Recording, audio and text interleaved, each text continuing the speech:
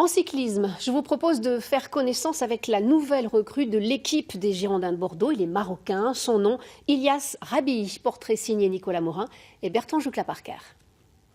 Ilyas Rabii dans son nouvel environnement, la face cachée de la préparation hivernale.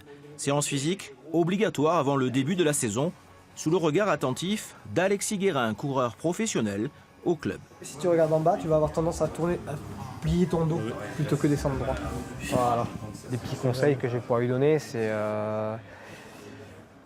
faire attention à tout, aux petits détails et aux entraînements silencieux qu'on appelle dans le cyclisme, c'est-à-dire la récupération et l'entraînement, des choses que l'on ne voit pas en compétition. Et après, lui souhaiter tout le mal que je lui souhaite, c'est de gagner des courses dans le pays français.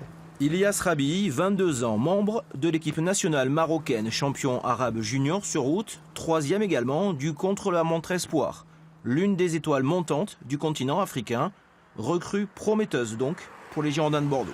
Oui, Inch'Allah. Je suis venu en France pour finir sa carrière en France, pour aller vraiment loin, pour être un professionnel de cyclisme. En attendant les podiums et les trophées, Ilyas est déjà la star des réseaux sociaux. Son arrivée à Bordeaux n'est pas vraiment passée inaperçue, notamment dans son pays. La plupart du temps, on a plus de messages pour les féminines. Les féminines sont très populaires, dans la région et en France.